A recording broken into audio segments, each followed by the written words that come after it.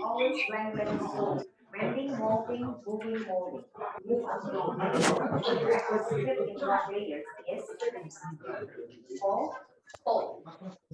How do you spell that? F-O-L.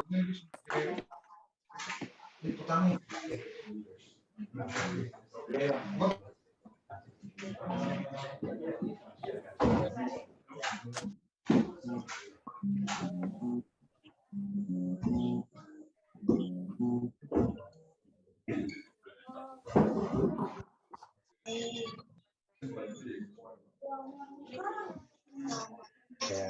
Ini kalau ini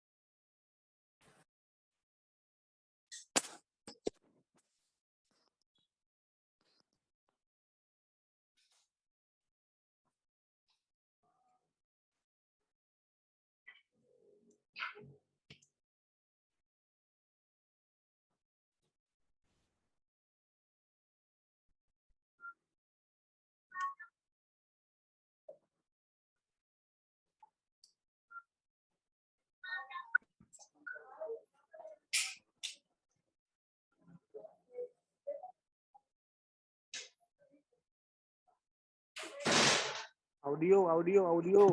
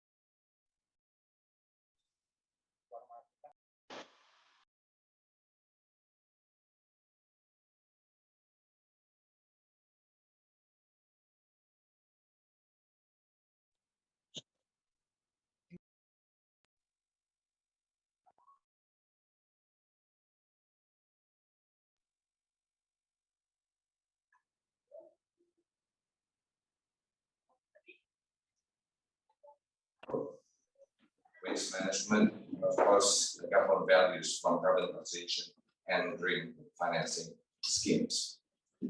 Moreover, there is a growing government support to unleash the value from sustainability and realize this potential value creation. I would like to use this opportunity to highlight three major initiatives and announcements made by the Indonesian government to promote sustainability.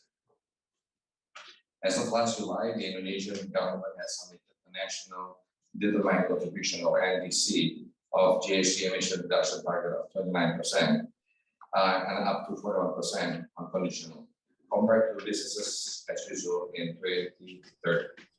The government has also released and accompanied an outline of Indonesian transition plan to a low carbon economy. Second, the government is also planning to reduce the carbon market in Indonesia. And this is actually good because when we were in London, we had discussion with the LSD. And also we had our own, in a way, we're going to do it together to see the development of carbon trading in Indonesia and using the Indonesian Stock Exchange. And third, the government also revised the solar rooftop offset mechanism, which is that electricity created from solar rooftop has been increased from 65% to actually 100% of electricity produced. I believe this change has made more attractive for players to actually adopt the solar energy. So this is how serious the government of Indonesia and stands here today, the private sectors, and both of us, between the private and public or the government, we are ready to make Indonesia moving towards the 2060 net zero emission goals. Of course, there are many government sustainable initiatives that have been introduced to this, but again, in line with this rise of investment in Indonesia, KADIN management team has established the Indonesian Impact Fund through the Pathak Business Advisory Council, or known as ABA. The fund prioritizes investment to achieve SDG goals in areas such as affordable healthcare, poverty alleviation, high quality and accessible education, sustainable cities, and empowering climate smart innovation. Indonesia Impact Fund will be a great platform for family offices, institutional investors who believe in sustainable and net zero future, but also looking for a competitive financial return of course. More we'll share about this fund in the session later. We want to scale up the fund further to open partner with you. There are a large number of startups who are actually driving innovation in Indonesia, particularly, with Indonesia being home to 11 out of 35 unicorns in the region. The fund can help increase the pace of innovation for the greater good. This is an exciting time for impact investing in Indonesia, and I personally am looking forward to hearing the perspective of our renowned speakers on this topic. And again, thank you for joining us today, and once again, welcome to the Indonesian Investing Impact Fund Forum today. Thank you very much. Thank you.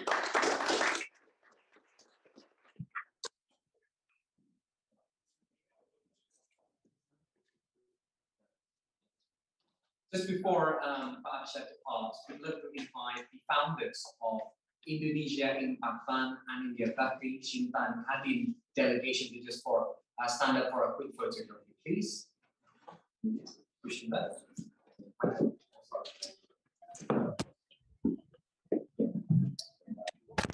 So may we also invite Pathak, Vice Minister, Vice Minister, also Jose Vinya, to join us as well.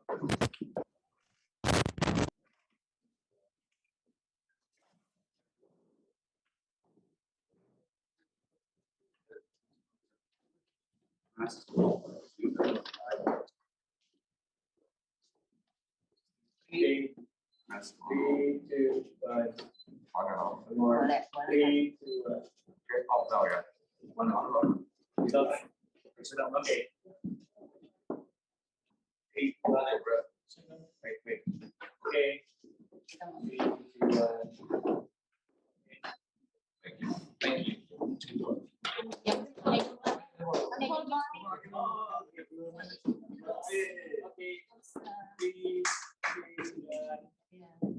One more. Okay, one more. I don't know.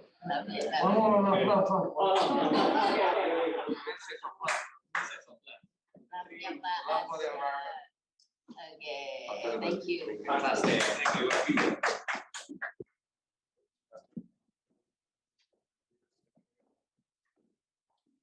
Then, thank you, Chef Rashid, Executive Chairman of KADIN, who has really kicked us off. And we would love to invite Susan Aldrich from United Nations Development Program to close in the Indonesia Impact Fund methodology to then invite our panelists for today. Susan Aldrich, for you.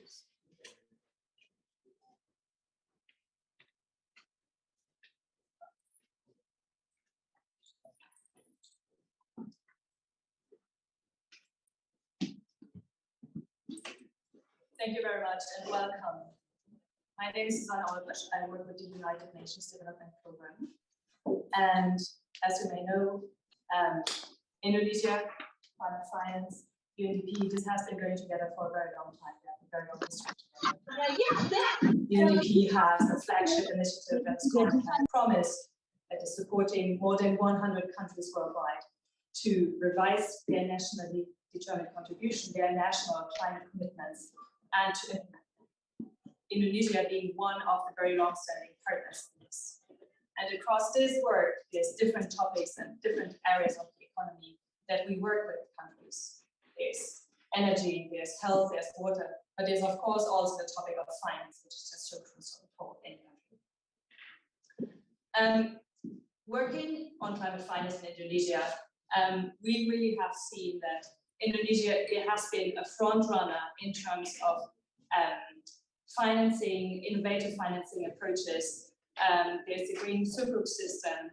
We've been working with Indonesia on developing policy incentives to engage the private sector, and then also the more overarching framework of the climate change fiscal framework that is going to develop. So I'm very happy to say that UNDP has been working for a long time on this with Indonesia, and is also very proud going forward in collaborating with Indonesia in leveraging its expertise and network to make this fund a success.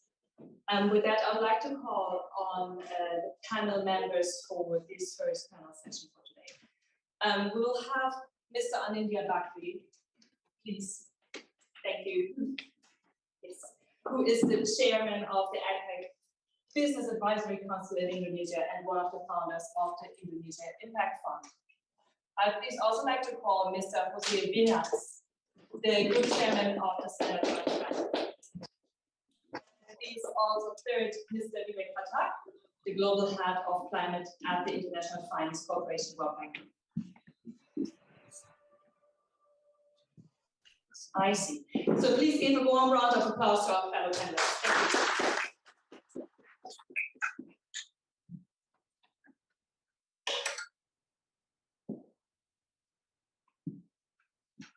Yes, please. Yes, please. We're also pleased to have our Okay. joined the Even though panel. I don't have anything to say about it. Thank you very much for you to join us, panel. So we will start with Mr. Bakri. As chairman of the APEC Business Advisory Council in Indonesia and one of the founders of the Indonesia Climate Impact Fund, you are known as a pioneer of Indonesia's impact investing landscape. Could you please share why you and fellow next generation leaders are initiating this movement? I think the idea came 2 years ago. All of us are a part of this APEC Business Advisory Council. And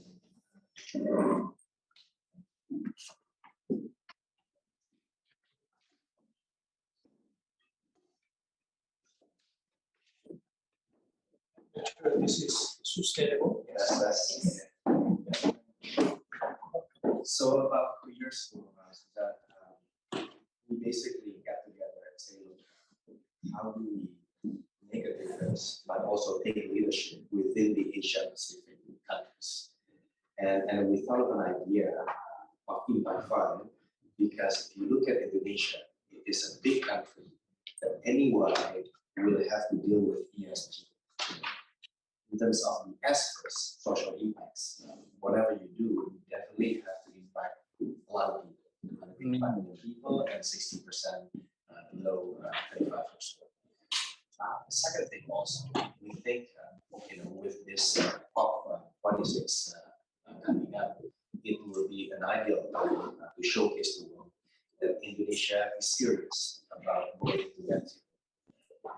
And from the private sector, we feel that we should take the lead, and all of us, the next generation leaders, not necessarily young, but the 30s, 40s, 50s, team up with the state-owned enterprises of Indonesia.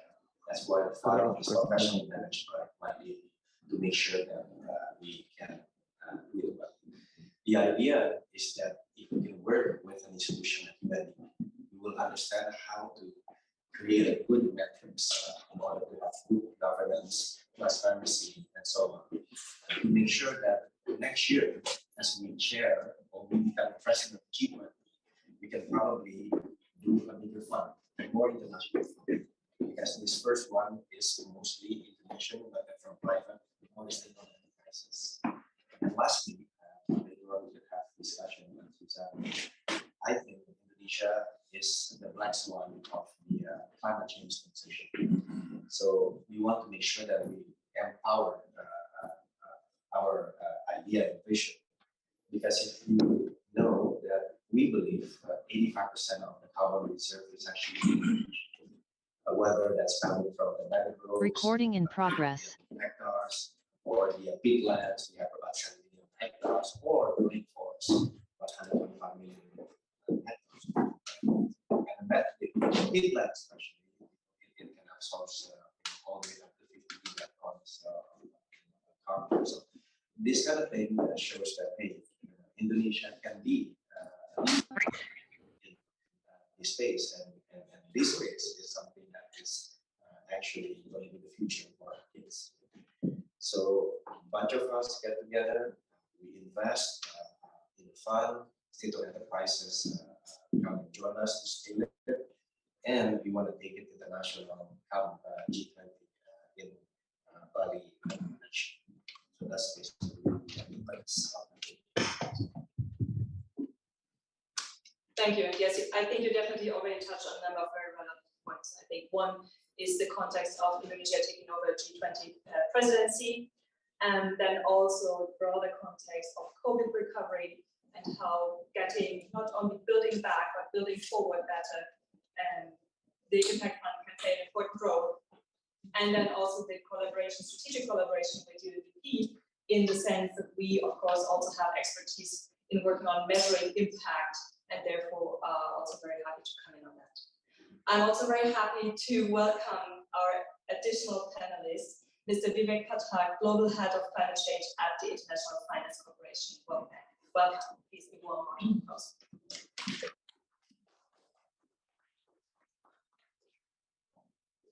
With this, I'd like to turn it over to you, Mr. Vinals.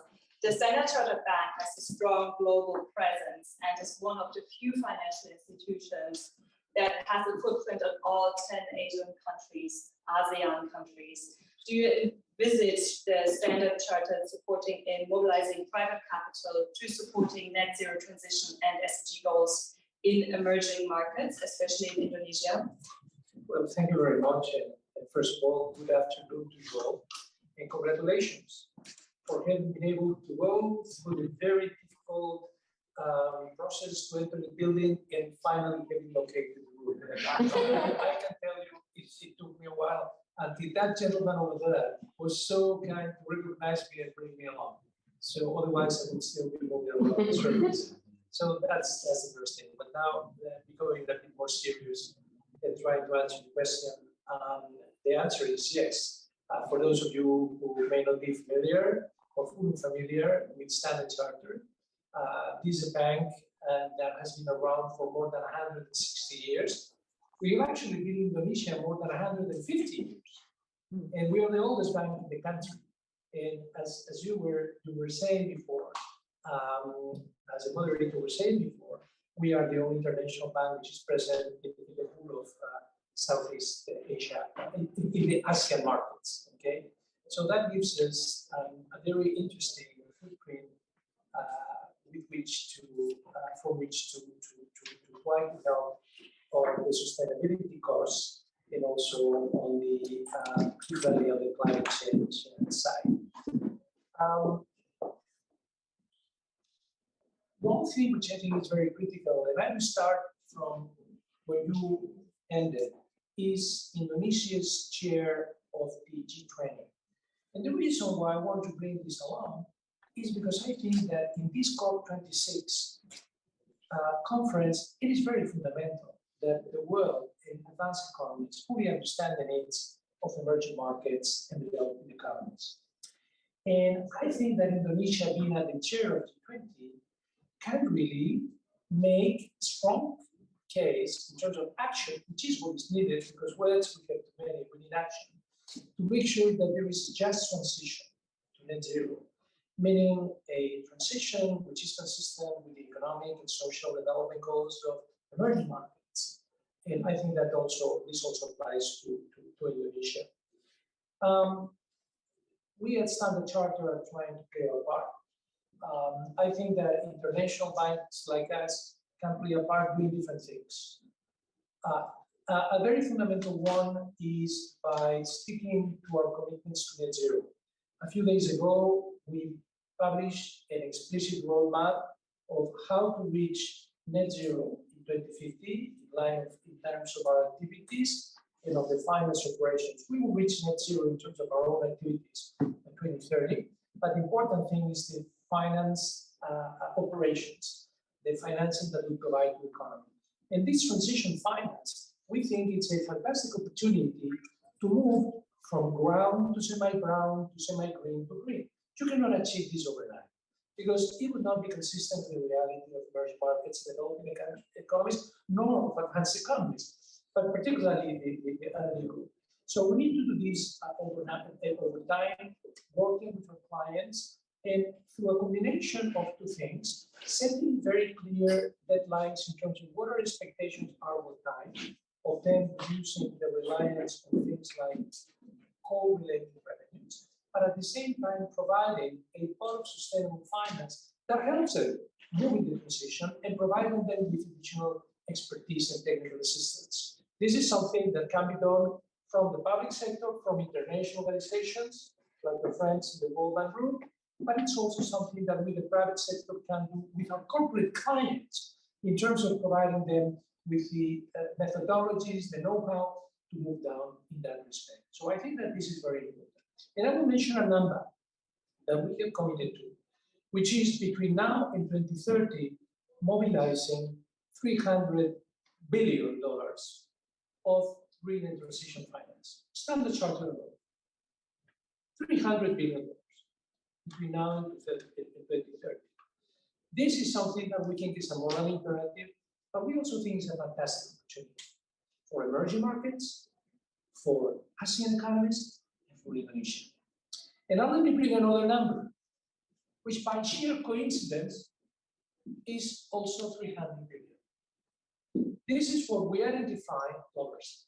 This is what we identify as the private sector investment opportunity in Indonesia between now and 2030 of investing in sustainable development goals, in particular, those related to energy and infrastructures.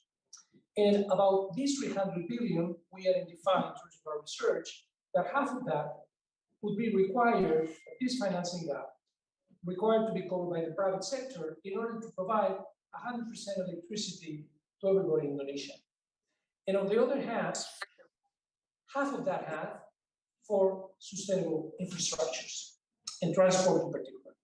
So there you have another very important thing. And we're going to do the utmost, working with the corporate sector, working with the government in Indonesia, working with our international partners and investors, working with international organizations in order to achieve the right mix of blended finance to bring international capital and help Indonesia move forward in a way which is sustainable, and leads to prosperity. That's what we're planning to do for Indonesia. As I said, We do it because it's our motto, here for good, but because this is also in line with a great commercial opportunity. And we go broader than that in South Asia.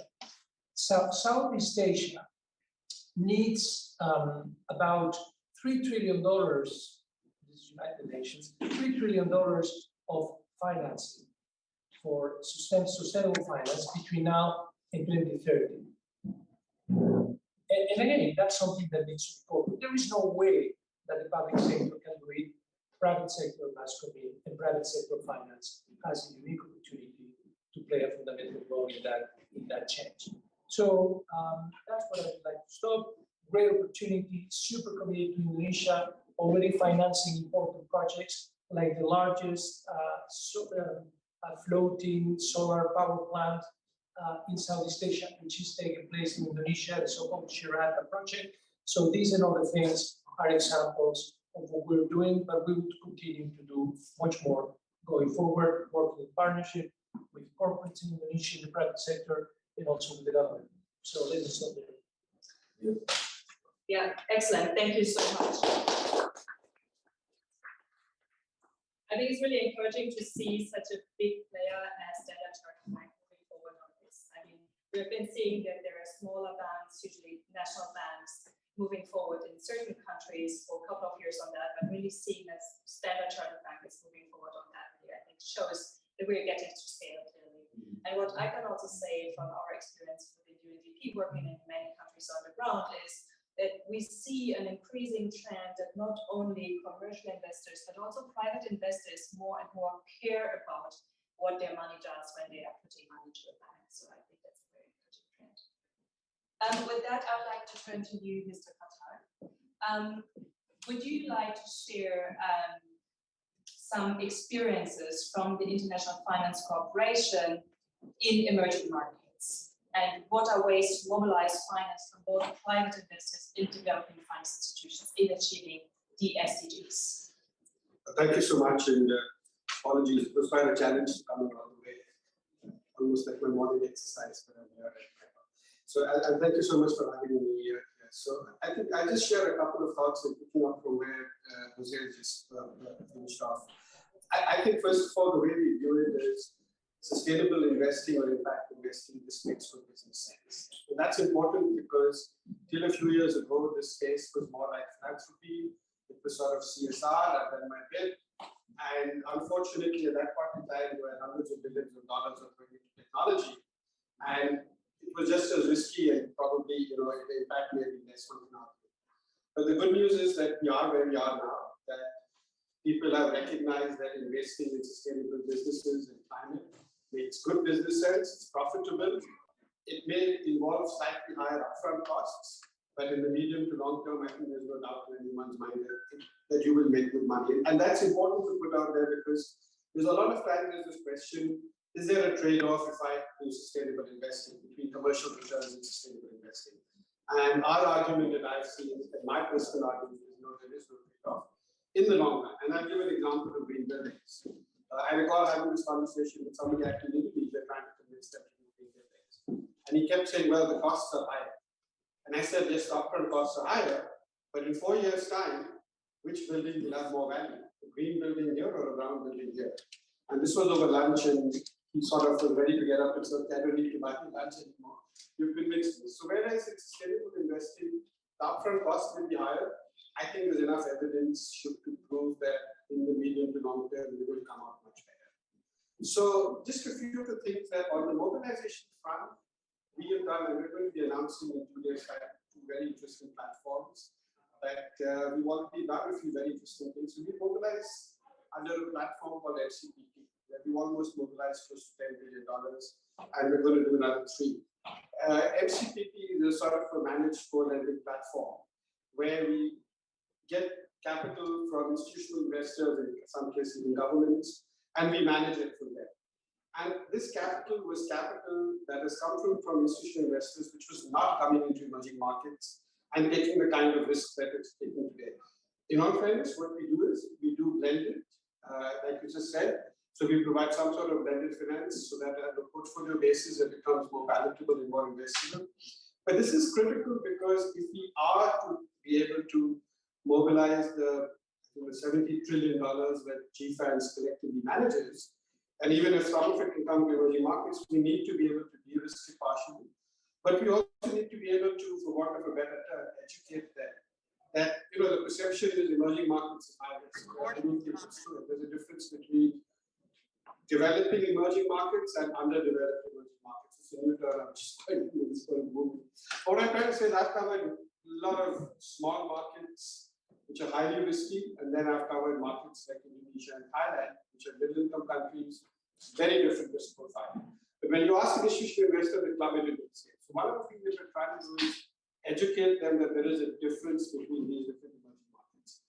Another thing we're doing in order to mobilize capital markets is actually set up bond funds. So we've set up one with HSBC, we've set up one with Amundi, we're going to announce another one day after tomorrow. Maybe we'll do one with Standard Chartered soon, I hope. But really, capital markets are going to be key because the banking sector will be a limited amount of capital. So how do we get capital markets to look at sustainable investment in emerging markets in a more flexible manner, in a more holistic manner? Then the third piece is what we have done is the way we do it is, and Indonesia is a good example, and I'm hoping we'll have many more examples. We work with governments a lot on reform. So one example is we invested in the first 2 megawatts in India of commercial solar in a company called Azure. Then between the World Bank and ourselves, we did a lot of reform in the government did. And today, I think India is the 4th or the 5th largest solar market in the world. The company that we invested in, the first 2 megawatts went on to get listed in NASDAQ. So that's an example of where there's private capital, commercial capital, a bit of blended finance in the beginning, but very important, what made us get over the finish line in most cases is the willingness of a government to reform. And I think from that perspective, we are very well positioned and optimistic in Indonesia because we have a government that's really pushing the boundaries of reform. And that is critical. Where investors see reform, that's where they start coming. So these are a few of my thoughts, but what is critical is all stakeholders, governments need to reform. We need blended finance to make it happen. To lead us some of the more risky things. We need commercial banks, we need capital markets, and very important, we need domestic commercial banks. That's not the experience. Because they are the ones who actually make the impact on the ground. That's what we've seen in countries like Colombia in the housing sector. Bank Colombia, the domestic commercial banks got into the space, and that's what we need. Thank you a lot. And thank you also for being specific on the different risk profiles that these types of investments have.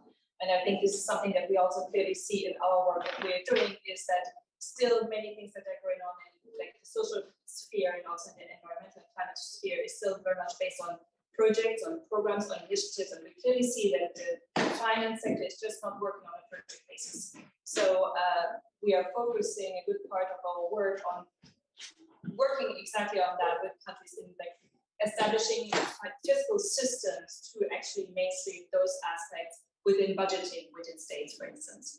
So in that sense, that's a very valuable point. Now I'd like to turn over to Mr. Pahala, the Vice Minister of State-Owned Enterprises, and invite you to speak a bit on your perspective of this work with regards to state-owned enterprises. Thank you. Thank you to all the speakers. I think as all the speakers actually mentioned, and I think it is also at the interest of the government of Indonesia, especially the state-owned enterprise, because at the center stage of the focus of the SOEs is not only about creating economic value or profits, but it's also about making social impact.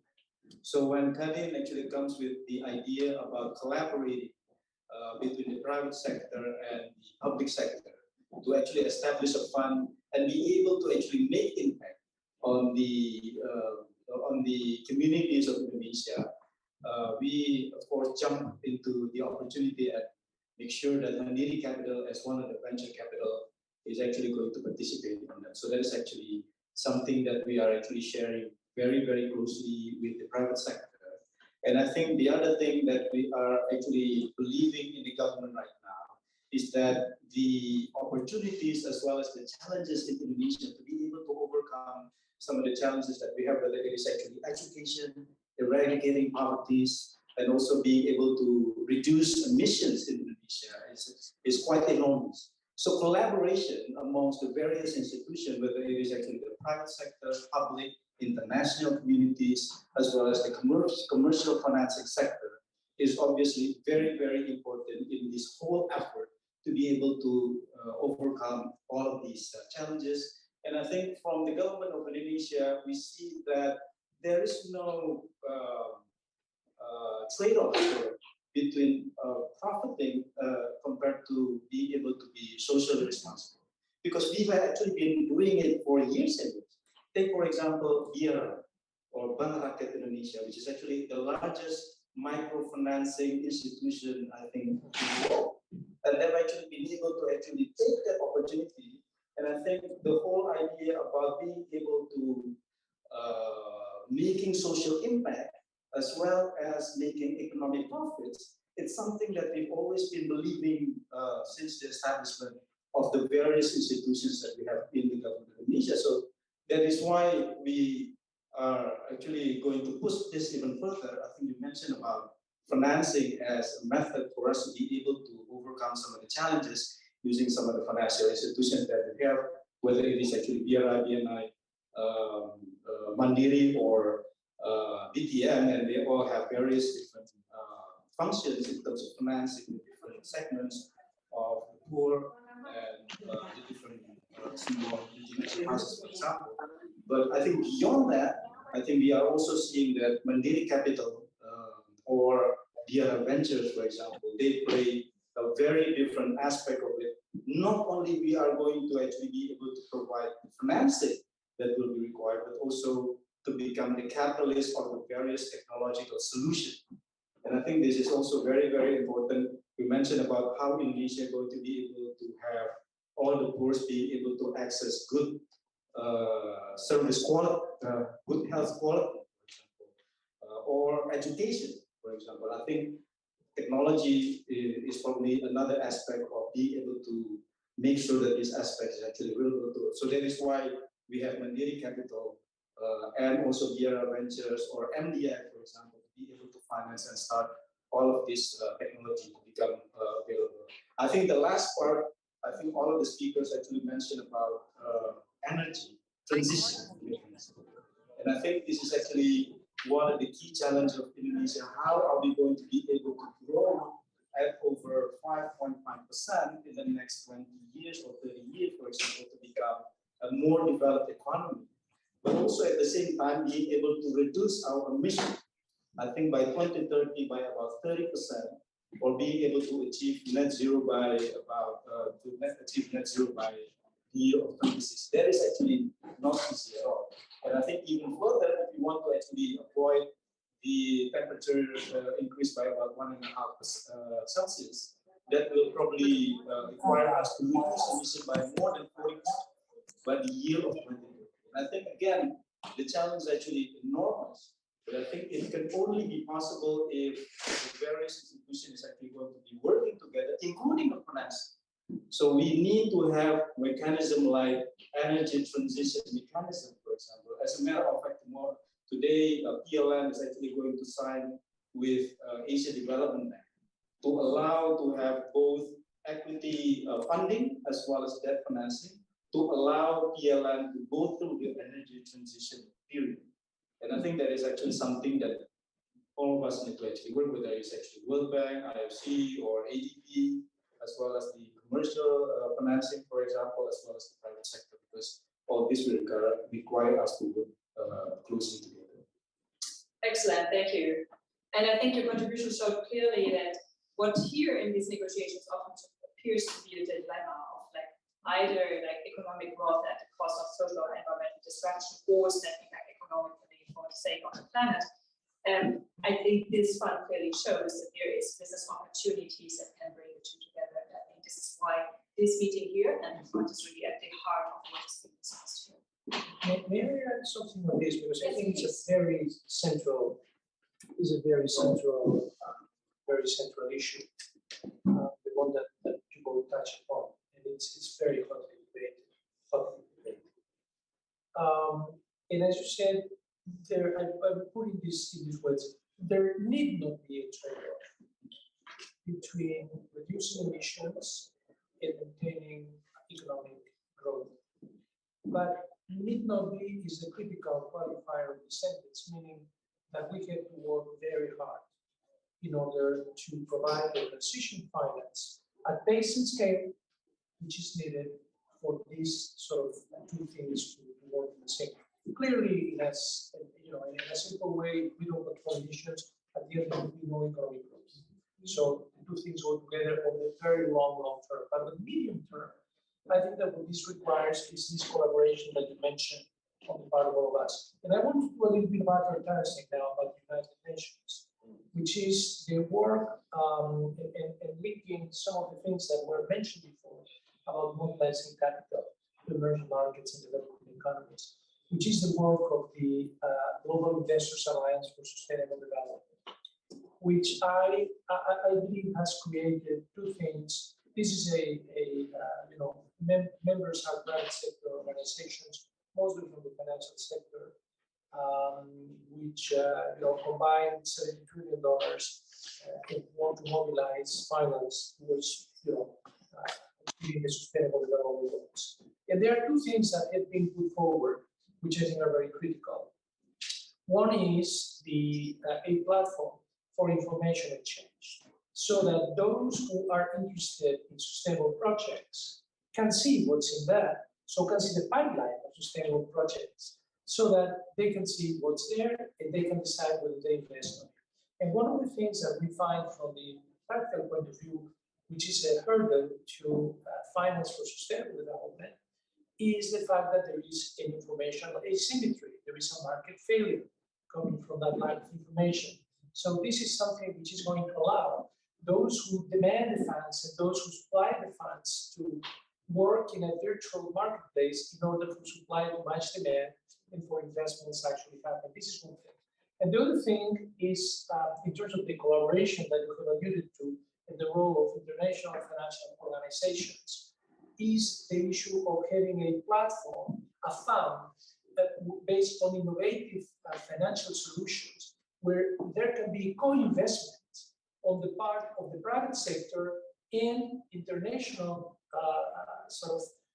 developmental organizations like the World Bank, like the African Development Bank, like the Asian Development Bank, whatever, so that they can invest and leverage a lot of private sector money while preserving the integrity of the balance sheet and the ratings, which is something that worries a lot to international organizations. And having been 8 years at the IMF, I know how important that is.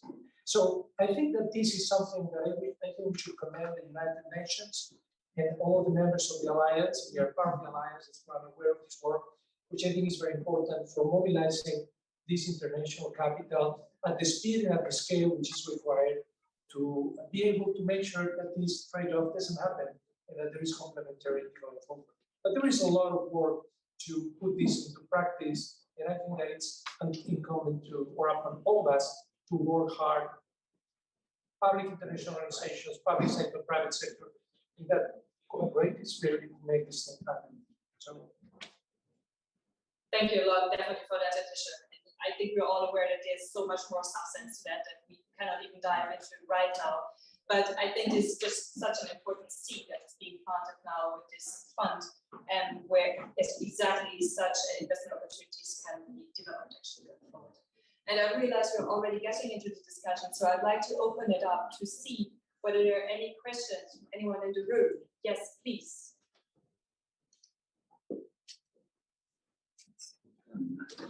Can you please just briefly introduce yourself and also let us know in case you're directing your question to a specific speaker?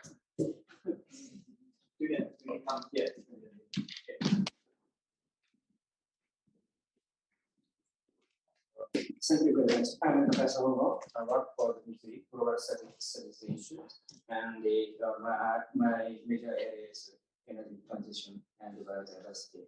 So my question is, you talk about that. Talk about the energy transition. So the transition finance is a kind of practical option, but the key is what is the transition and what scenario, what way to determine the scenario. So is the Indonesian government going to solve the scenario? Because I understand Indonesian government considering to set up the 2060 net zero. So do you have a plan to show such a pathway? And one more question, please. It is Indonesia. Why Indonesia? Because many countries are interested in impact investment. So the who invest. So that means domestic finance is expected, or only out of Indonesian finance is expected. Because there are mentions too, Muslim finance. Especially your government promotes Muslim finance too.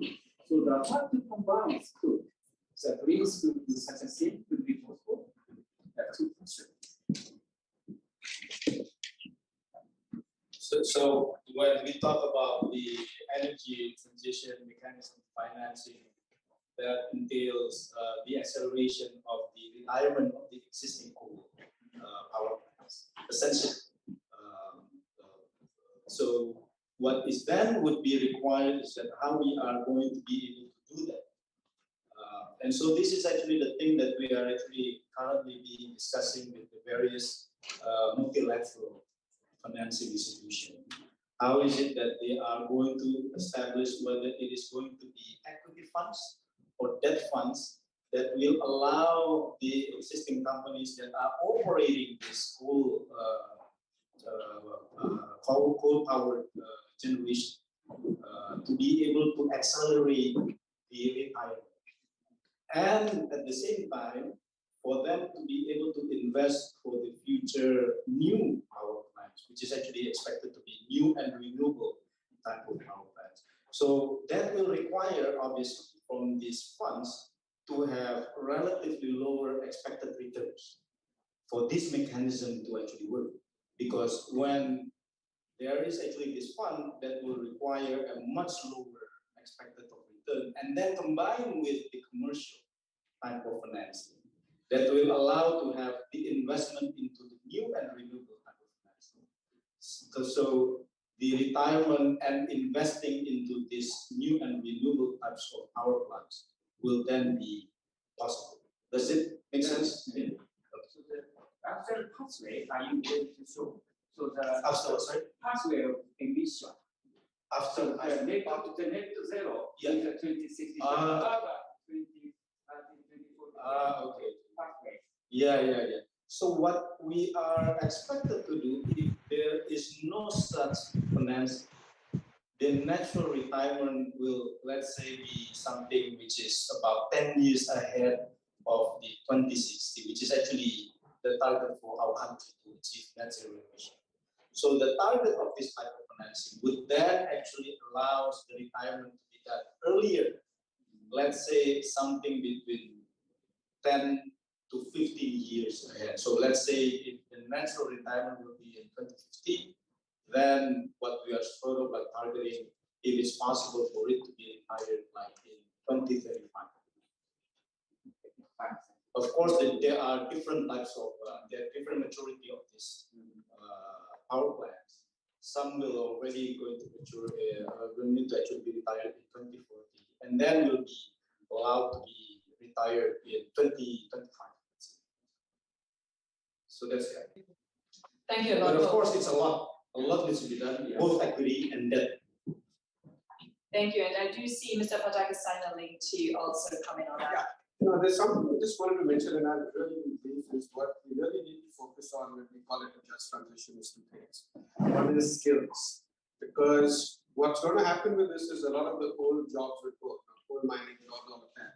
So it's absolutely essential that we ensure that these people are fit for purpose and can get new jobs. And broader than that, what we need to look at is, when the digital revolution happened, a lot of countries got left behind because they did not train their population. And I think here is an opportunity where, I don't know whether we call it a climate revolution or sustainability revolution, but there is a revolution happening towards a decarbonized economy, and new jobs will be created, old jobs will disappear. So I think it's critical that we focus on that. Second is the importance of the entire ecosystem. the logistics, the entire ecosystem that's related to the carbon economy, as that starts to disappear. In some cases, transport companies, the railways in India is a big. So all this has to be looked at. It's not about switching off coal-fired power plant here and setting up. It has to be looked at in a far more holistic manner. Thanks. Right, thank you. Yeah, that makes a lot of sense in addition. So with that, and since time is racing, I would like to come to a final round of closing statements. So, Mr. Bakri, what's next for Indonesia's Impact Fund post COP26? It's great that this has been launched, this has been put together. What do you see as the next steps in this? Well, first of all, really, as one of the founders, I sincerely thank everybody for joining this session. And also, we've been getting a lot of support and very interesting feedback from many people that leaves us, in terms of trying to scale next year in 2022. And just a little bit about our country. It's probably that 2045 will be 100 years. So something for us. So we also have our own roadmap to get there. And before we talk seriously about this COP26 in the last 3 to 4 years, and to a certain extent, COVID really helps also for us to refocus on this climate change initiative. But before, the 3 pillars for getting to this attainment, one is of course economics, the second one geopolitics, and the third one is human capital. But now, naturally, environmental will be the 4th pillar. And as I mentioned in the beginning, the 4th pillar is not just need a global as we have the resources. But we also need a collaboration. We talk about it because we don't want to reinvent. There are a lot of things that have been done better in other parts of the world. This is why somebody like the speakers over here will really help us to get inspiration as well as excitement. And just 1 or 2 points that I would like to also mention. I think Pathak, or Vice Minister, is being humble in terms of the plan for energy transition. We are coming from the private sector and not in the government, so I can say this. I think Indonesia has one of the most detailed plan for energy transition that we can offer. This year, actually last year, planning this year marked the first time that renewable energy is actually less than the amount of actually renewable is more than the fossil fuel in terms of the build-up. And then since 2040, there will be no more qualified plants. And of course, the time depending on the maturity. So I thought that was something refreshing for us to do. Second, I want to mention to you is that we as a country need not only to do SDG, but if you want to grow the way people are saying we're going to grow from currently the 16th largest country in the world to the 7th largest in the next 1.5 years or so, we cannot grow merely just looking at the totality of the GDP. But we actually have to make sure that our growth is inclusive. We also make sure we eradicate inequality, because instability in the political scene will only make it dangerous not only for Indonesia but for the world. Just look at, for example, how the UK is talking about tilting the middle. We are actually at the heart of having 1 billion people, 90% Muslim, but not Islamic country. So that's quite what we need here in both sense. And that's it. I think we are offensive. We're thinking big, but we cannot do it alone. I think our chairman Ashak was saying that, look, we even have the ambition to talk to, for example, somebody like the London Stock Exchange or somebody else. Hey, why don't you come in with your infrastructure and experience to build the voluntary carbon market trading? Because at the end of the day, you're closer to the asset. So this type of thing, will be announced very soon. It will not happen again right away. It's not easy. We're learning. But that's the kind of ambition, and that, to some extent, is new in Indonesia that we're talking about. Yeah. Thank you. Sorry. Yeah. Thank you. Yes. Yes, we will do the final statement round. I think that's a very good point. Also to use this big gathering as a chance to really get some feedback, first feedback on the fund. And I also think what you mentioned is that Indonesia is certainly of strategic importance for the whole region as such, and therefore really can play a role model for more countries. So turning to you, Mr. Dinard, what can other next generation leaders do to help mainstream climate finance? Would you have any recommendations or advice? To make what? To mainstream climate finance into the financing sector? Incoming generations, new generations. Well, I think hopefully to learn from the mistakes that were made by those who preceded them and not to repeat them. Because I can tell you that the financial sector has been rather blind to the challenges of climate change and also sustainable development for a long time. And I think that there's been a realization in the last few years that this was really critical. And I think that now this is in the culture of the organizations, of everybody who works in international banks. There are lots of investors who are interested in investing in ESG type products. And I think it is incumbent, what I would ask the new generations is think out of the box and bring us products and solutions that can help us scale up as soon as possible the financing that the world needs to move towards a truly sustainable future. There isn't much time. I think that there is a sense of urgency there. And I think that the new generations should just come up with good ideas. And those of us who are leading these organizations, give them a green light, innovate. I'll just mention one thing, one problem. We were talking about before the need for all the citizens to be involved. We have created in Indonesia the first sustainable dollar deposit, which means that people and corporations come up with their feet. They can put their money into deposits, which are earmarked to achieving sustainable development goals of the United Nations. That's just an example, but this is a third example of something which came up, bottom up, from the young people in the organization with an idea which was great for sustainability and also commercially very useful. But many of those.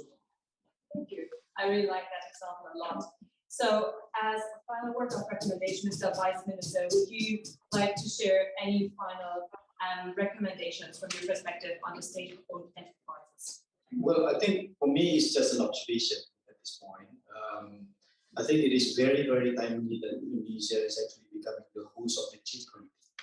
Because whether the question is about providing high-level quality health services or education, or investing for the future of the energy of the world, it all requires the developed and the developing economy, such as Indonesia, to actually work together, to co-invest together.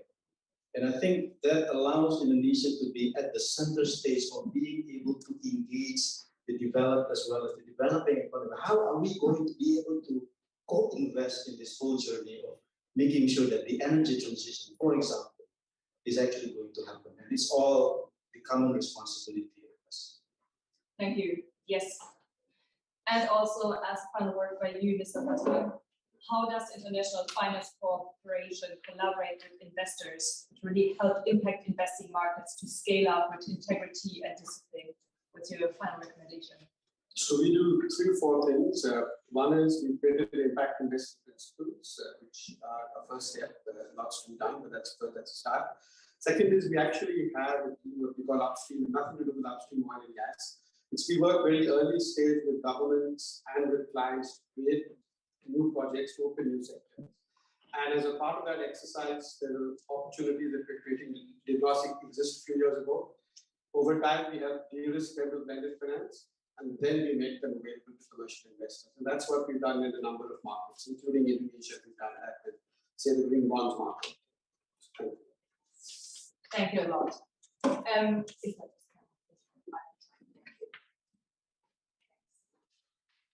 With that, I'd really like to thank the panelists. Please give them a warm round of applause. Much more to discuss, much more to decide here, but I think this is making a very good start, and we're very much looking forward to collaborating further with all of you. Thank you.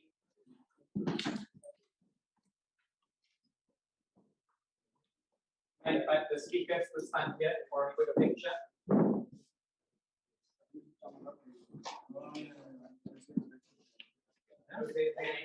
Stand here. Vivek.